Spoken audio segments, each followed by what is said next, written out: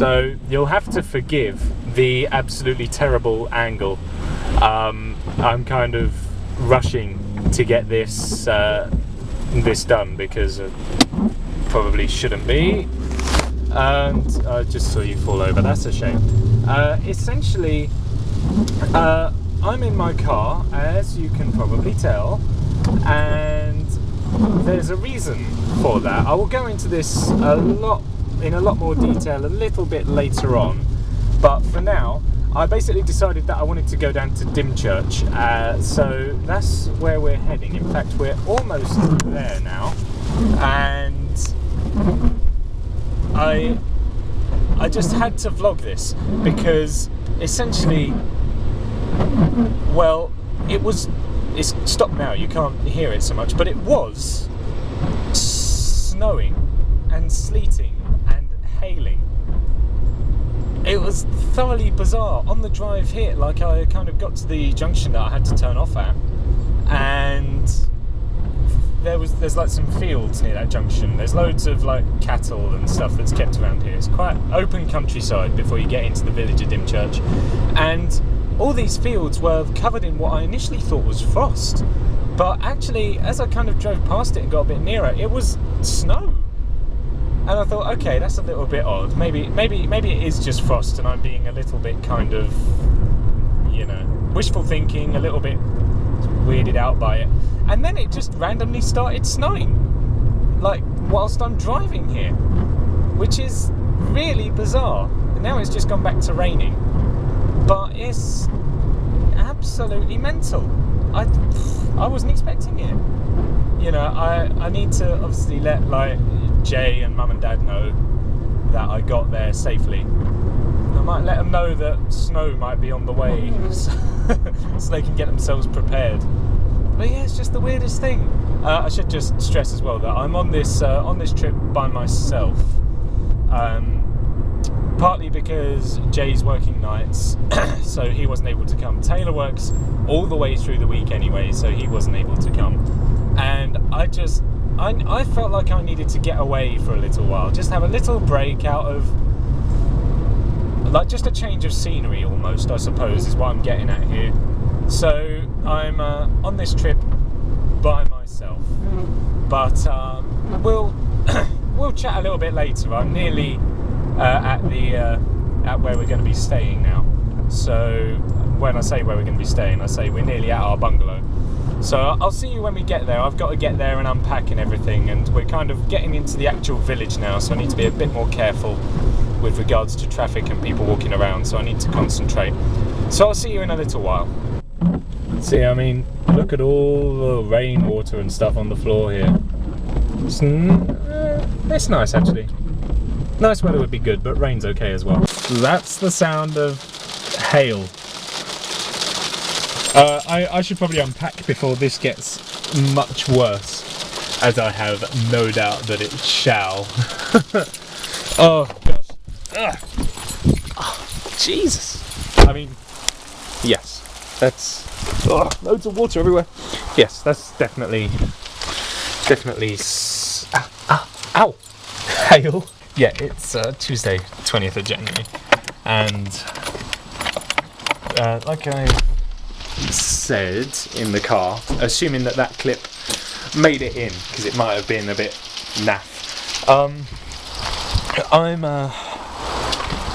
I've decided to come down to Dymchurch for a few days on my own, because Jay's working the night shifts at the moment and Taylor works all week, so neither of them were able to come, and I just fancied a little bit of a getaway. I felt like a change of scenery was needed, so I've come away for a little while. It's only a couple of days, just for a change of scenery, change of pace, just to spend a little bit of time by myself, which when put like that sounds a bit worrying, but it's not. It's a good thing. I like my space every so often, and you know, sometimes the best way to get your personal space is to just go away and get away from everyone. So that's what I've done. I've come away for a few days. I didn't bank on snow, hail and sleet. Banked on rain, because this is England, this is the coast of England, and France is just over the channel, so it was gonna be bad weather. But it's the nice kind of bad weather. It's the bad weather I don't mind. I would go out for a walk in this. In fact, I probably will have to, because I'm gonna need to go out and do some shopping. And I mean, obviously I could drive to the supermarket. That wouldn't be such a preposterous idea. Just dropped your camera case on the floor, or your coat. That wouldn't be such a preposterous idea, but I don't want to spend the petrol on it, really. All the preliminary checks have been done. This is, I mean, it took me a while the first time I came down here, without my parents, to fathom out what has to be done. But it's okay. There's a sort of warm-up routine that you have to do in this place before you can do anything. Is the kettle working? I think so. I think it just takes a while to warm up. Kettle is working. That's the other important thing. Once all the preliminary checks are done, you can then have a cup of tea. And that's what I'm going to do. I'm going to boil the kettle and have a tea, and then I'm going to decide what to do from here. There's obviously no food here because this place remains kind of unoccupied for a good portion of the year, so anything that would be kept here would spoil. So it's only the basics, like tea making facilities, that are actually here. And fortunately, I don't have milk in my tea, so I'm able to have one. In the meantime, I'm going to get some heaters on, get the place warmed up a bit, because this is an old place, there's no central heating or anything like that. So we have these little lucky heaters right here, but they are very good heaters. You know, they're small, but they're powerful. Cup of tea has been had, and the weather has died down just a little bit. So I think now is probably as good a time as any to go out and get me some food. Now this trip might be cut short because the TV's having a bit of a hissy fit at the moment. I mean, it's fine, just as long as I want to watch BBC One for 30-second bursts at a time, because there's a problem with the Freeview receiver on top of the telly there.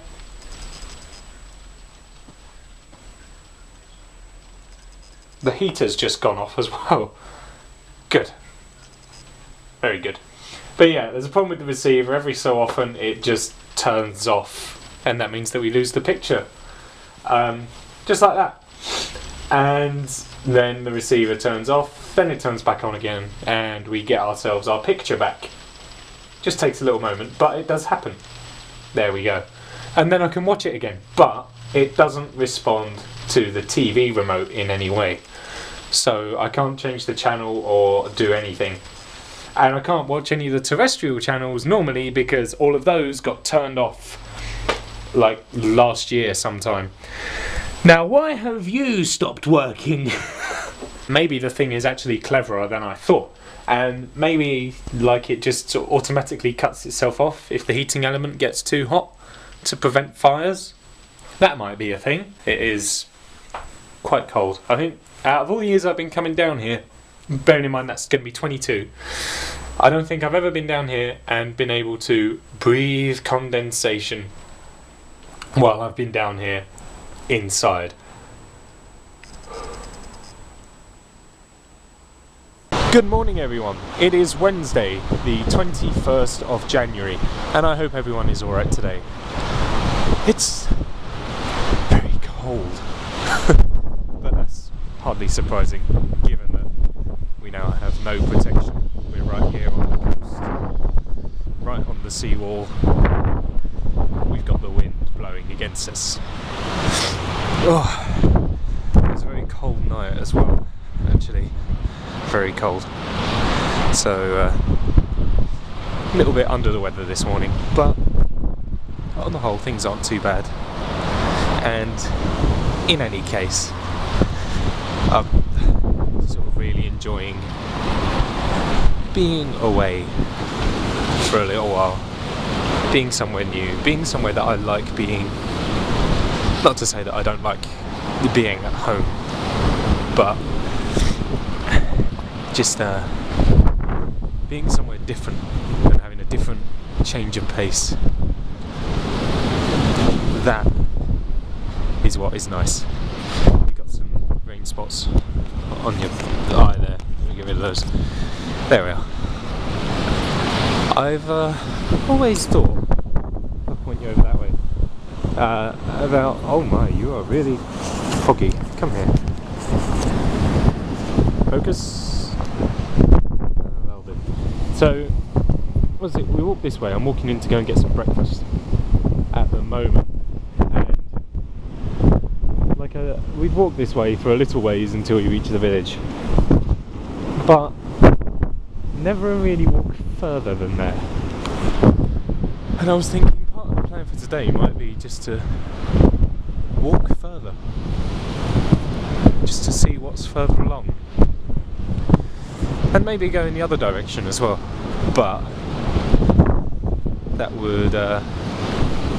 would necessitate the weather just improving a little bit. Obviously I know it's January, it's not going to improve, but just a little bit better. This is just behind you here. You can't see it at the moment because I haven't turned you around, but this, now I'll turn you around now. This is like, oh, I like it down here. Just because it's serene, it's calm, there's nothing going on. Such a slow pace of life down here. And it's perfect, considering how fast-paced. I mean, it's not as fast-paced as it used to be back at home. Back when I used to work up at uni in London, that was stressful. Because I don't like London much, and I don't like travelling in London too much. It's not bad, but you know, no one likes travelling in London, to be fair. But it's less stressful than it was when I was working in London.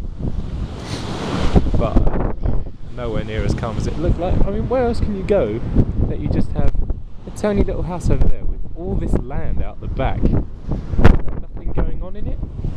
I think they used to have sheep in there at one point, but now it's just kind of like, well, marshland, I suppose. Obviously you've got the river down there, and then you just got all these puddles everywhere. Well, we've got a lake over there, so I guess it's just marshland now. And they always keep it in such good nick as well. It never like overgrows or anything. So they always do a really good job of keeping it trim for whatever purpose. So I decided to go for that walk that I said I would go for. Basically, the village is a long way over that way.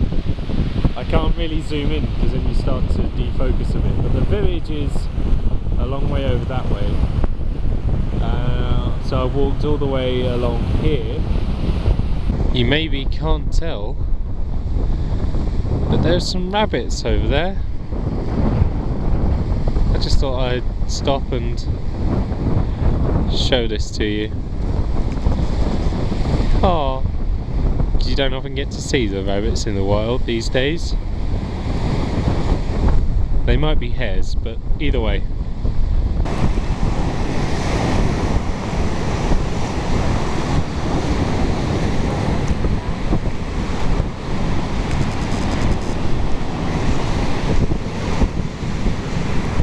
We're here, there you go, and I guess from here it looks like a sort of converted church spire or clock tower type thing, which that's fair enough. I probably could have guessed that really from further back, thought it never crossed my mind, but it's been an interesting walk here nonetheless to have a look at it. I think this road leads down to it, so we don't want to go down and get a bit closer look, but it's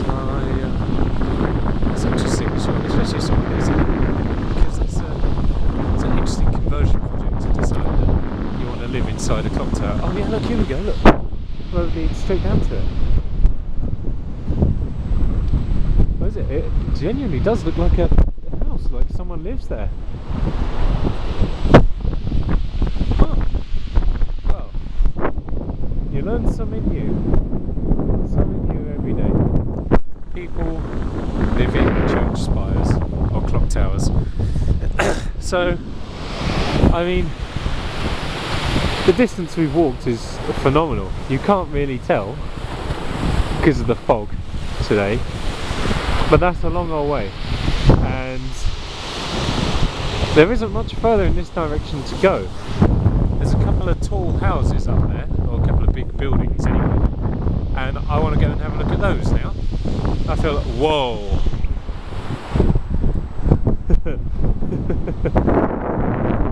Oh, yep, flooding incident. But yeah, I want to go and have a look at those now. I feel like we've come all this way, so we may as well.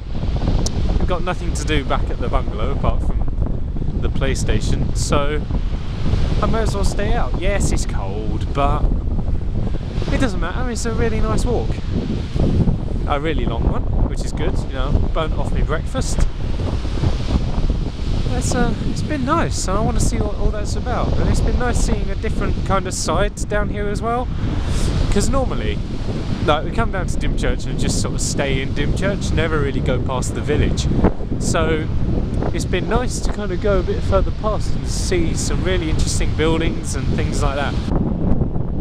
And so this is why you should just go for walks every now and then, and go to places that you haven't actually been to before, because you never know when you're going to come across something really bizarre.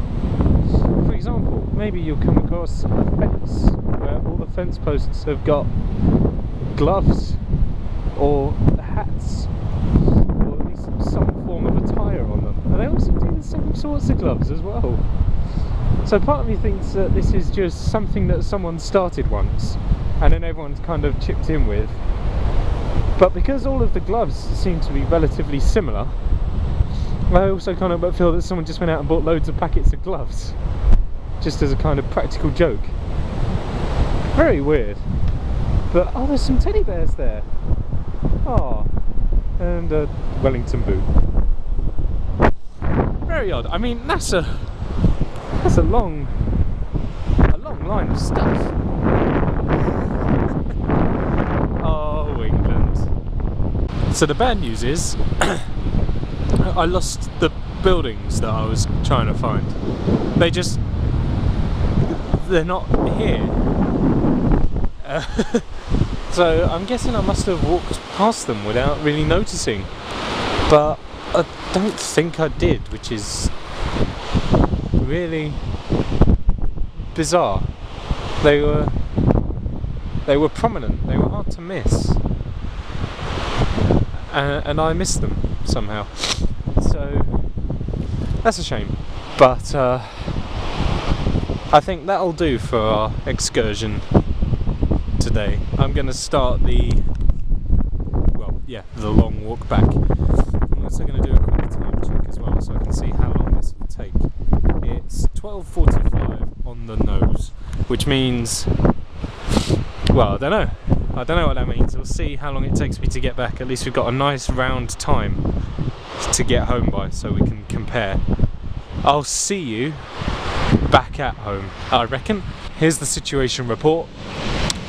After an hour of walking back, I am at the field where we saw the rabbits, and it looks like they're still there. So we're at the field where we saw the rabbits after an hour of walking, which means I've been walking for at least 2 hours today. So now I need to find out how much longer it takes me to get back to the village, so I can find out how long this actual walk was, and then how long it takes me to get from the village back home, so that I can work out how long roughly I've been out today, because I didn't check the time and left. It's going to be a good couple of hours, 3 hours probably, so we'll see how long I've been walking and how long I've been out. So I'm now back in Dymchurch. You can tell because we've got the Martello Tower right there, and from where we turned around and started coming back, it took an hour and a half to get to this point. And this is from whereabouts I would start counting that I started walking that way, because anything prior to this point I would have had to do anyway to get into Dymchurch. So an hour and a half one way, so we're looking at 3 hours I've been out walking minimum. I haven't begun working out how much longer it takes to get back yet, because I want to go and just quickly pick up some lunch and then we'll head back, just as a gauge, right, for how long I've been out. Okay, so this is a water reservoir, as you can see. When I walked past this morning, it was full. Now, I don't know where all that water's going, but it was full when I walked past it this morning, and now it's that low. It's pretty impressive. So I've been out walking for 3 hours. Then I'm reckoning what I can do is just time how long it takes to get back home, and then we'll times that by 2, add it onto the 3 hours, and then maybe add on another half an hour for the time I spent at breakfast. That will give us an indication of how long I have been out today. I'm guessing it must have been really raining over the past few days. That's wild. So that building there, that tall one right in the middle of frame, that's the clock tower that we got to. And if I pan you over this way a little bit, where are they? Those buildings there are the tall ones that we was going to aim for but lost. And they do look absolutely miles apart. But you've got to remember that the coastline bends around a little bit, so although they look miles apart, they were probably a lot nearer over there. And we can follow the coastline all the way along this way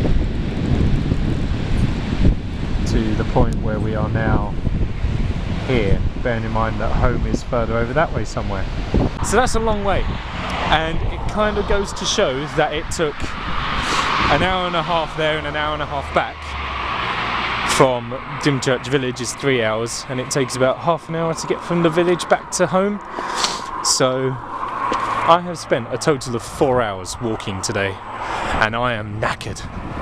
It's my last day here. In fact, I'll be leaving very soon. I've turned everything off, done all of the close down routine and everything that needs to be done, which means that there isn't much else for me to do. So I'm